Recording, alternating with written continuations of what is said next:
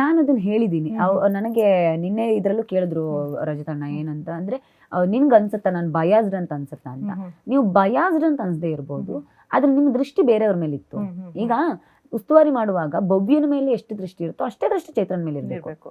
But ಚೈತ್ರನ್ ಮೇಲೆ ಮಾತ್ರ ನಿಮ್ ದೃಷ್ಟಿ ಇದ್ದಾಗ ಚೈತ್ರನೇ ಜಾಸ್ತಿ ತಪ್ಪು ಮಾಡ್ತಾಳೆ ಅನ್ನೋ ತರದೊಂದು ಮೈಂಡ್ ಸೆಟ್ ನಿಮ್ ತಲೆಯೊಳಗೆ ಉಸ್ತುವಾರಿಯಾಗಿ ನಿಂತಿದ್ದಾಗ ನಿಮಗ್ ಭವ್ಯನ ಮೇಲೆ ದೃಷ್ಟಿನೇ ಹೋಗಲ್ಲ.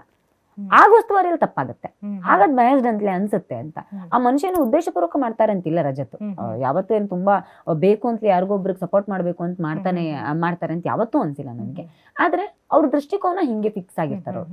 ಈಗ ಚೈತ್ರನೇ ತಪ್ಪು ಮಾಡ್ತಾಳೆ, ಗೌತಮಿ ತಪ್ಪೇ ಮಾಡ್ತಾಳೆ, ಅವ್ರ ಬಗ್ಗೆನೇ ಜಾಸ್ತಿ ಗಮನ ಹರಿಸ್ಬೇಕು ಅನ್ನೋ ವಿಚಾರದಲ್ಲಿ ಇವ್ರು ಮಾಡೋ ತಪ್ಪುಗಳೆಲ್ಲ ಗೌಣ ಕಾಣಿಸುತ್ತೆ ಅವ್ರಿಗೆ, ಅಥವಾ ಅವ್ರ ಬಗ್ಗೆ ಗಮನ ಹರಿಸೋದಿಲ್ಲ. ತಪ್ಪಾಗಿ ಕಂಡ್ರೆ ಖಂಡಿತವಾಗ್ಲೂ ರಜತ್ ಅದನ್ನ ಖಂಡಿಸ್ತಾರೆ. ಈಗ ನಾನು ಬಾಲ್ ಟಾಸ್ಕ್ ನಲ್ಲೆಲ್ಲ ನೋಡಿದೀನಿ, ಇಲ್ಲ ತಪ್ಪು ಅಂತಂದ್ರೆ ತಪ್ಪು ಅಂತ ಹೇಳ್ತಾರೆ, ವಾಪಸ್ ಕೊಡ್ತಾರೆ. ಆದ್ರೆ ನೀವು ಗಮನಿಸುವಾಗ ಸರಿಯಾಗಿ ಗಮನಿಸ್ಬೇಕು, ಇಬ್ಬರನ್ನು ಒಂದೇ ಸಮತೂಕದಲ್ಲಿ ಗಮನಿಸ್ಬೇಕು ಅನ್ನೋದು ನನ್ನ ಯೋಚನೆ. ಸೊ ಅಲ್ಲೆಲ್ಲ ಒಂದ್ ಸ್ವಲ್ಪ ಎಡುವುದ್ರು ಅವರು.